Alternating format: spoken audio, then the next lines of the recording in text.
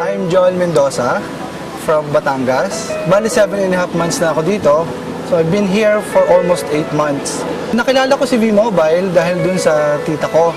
And then hindi niya ma-explain sa akin, basta sabi niya sa akin, mag-attend daw ako ng business opportunity meeting sa Jollibee Batangas. Hindi ako naka-attend nun. And then pag uwi ko ng bahay, hindi kasi ako mapakali kasi sabi niya load daw.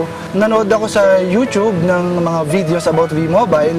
So before pa lang ako sumali, napanood ko na agad kung ano talaga ang meron si V-Mobile. Meron ako mga business dati. Nagkaroon ako ng convenience store, nagkaroon ako ng drugstore, nagkaroon din ako ng bakery.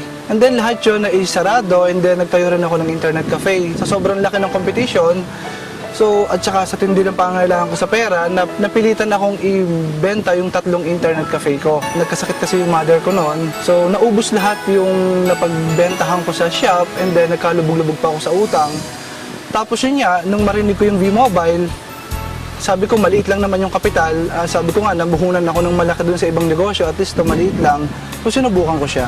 Ang ginawa ko kay V-Mobile nung mag-start ako, syempre pinag-aralan ko talagang maigi kung paano ginagawa yung business. Kung ano yung mga napanood ko sa internet, yun lang din yung ginawa ko. Sa panonood ko ng video na yun, doon ko nalaman na meron palang mga team na kailangan niya pagkasumali ka, hindi porke may pera ka, sasali ka na. Ang importante dyan, piliin mo rin kung saang team ka sasali. Sa panonood ko ng mga videos na yun, napanood ko yung High Friend video ni Mr. Ramil Asnar.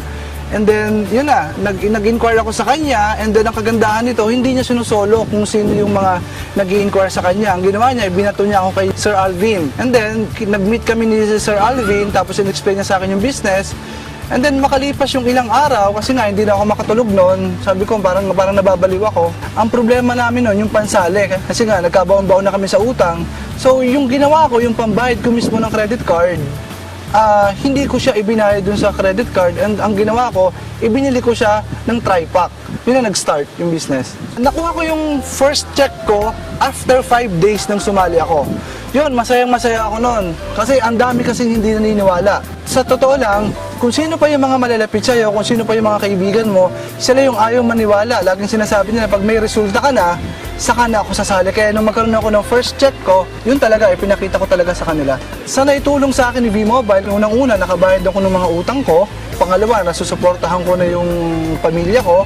Nabayaran ko na yung sasakyan ko na dati namumroblema ako kung saan ako nang hihuhulog. And then, dahil kay V-Mobile, nabayaran ko na siya ng buo. Tapos, ang isang pinakamalaking naitulong sa akin ito, araw-araw na dudugsungan ko yung buhay ng nanay ko kasi nagpapadialysis siya. Yun ang isa sa pinakamaganda na binigay sa akin ni V-Mobile.